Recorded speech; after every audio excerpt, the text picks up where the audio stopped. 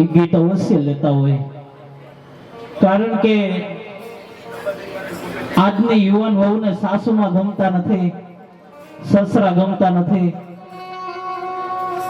એટલા માટે ખાલી એક જ દીકરાના જો મગજમાં વાત ફિટ થઈ જશે ને તો અમારું આ ધમા જાગરણ થઈ જશે. કારણ કે આ મા બાપે ક્યારે પણ ન થયું હોય ને એવું પોતાનું પેટ જ પોતાને નડે છે મારા બાપ. ત્યારે અમે ગમે ત્યાં જઈએ, ભૂલો ભલે બીજું બધું, મા બાપ ને ભૂલશો નહીં. ત્યારે ભૂલો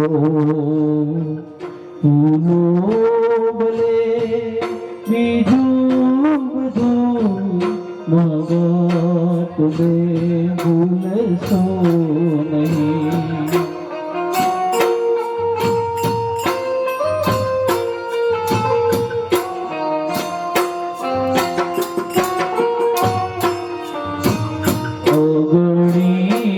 છે ઉપકારી ના એક સરસો નહીં.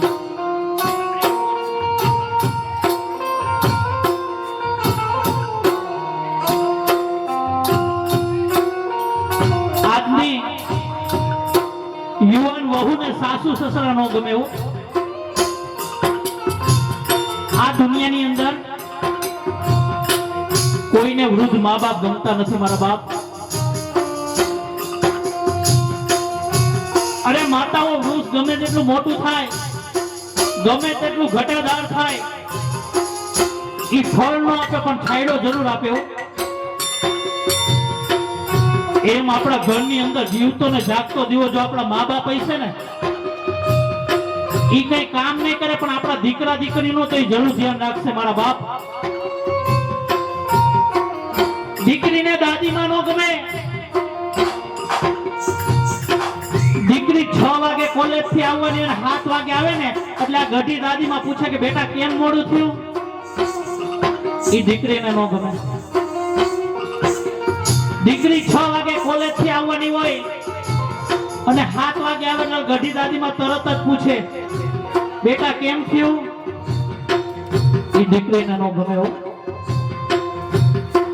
અરે કોકનો ફોન આવે ને તો અંદરની રૂમમાં જઈને ઝીણી ઝીણી વાતો કરતી ઓલી ગઢીમાં સાંભળી જાય ને તો તરત જ પૂછે કે બેટા કોનો ફોન હતો.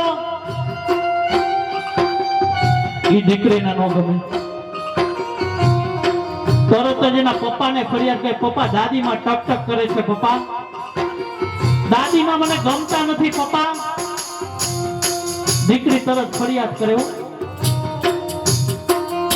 નહીતર આની આ દાદીમાં છે ને બિચારું દીકરીના ભવિષ્ય આટલું કેટલું પણ દીકરીને ન ગમે. બાકી આવા કરોડો રૂપિયાના બંગલા પણ જે ઘરની અંદર જીવતો ને જાગતો દીવો જેના મા બાપ નથી ને, એ બંગલો નહીં પણ શમશાન સમાન છે મારા બાપ.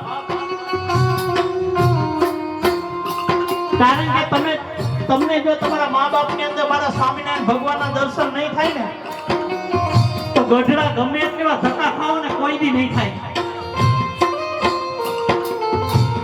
જો તમારા મા બાપ ની અંદર મારા દ્વારકાધીશના દર્શન નહીં થાય ને તો દ્વારકા ગમે એટલી વાર ધક્કા ખાવો ને કોઈ દી નહીં થાય.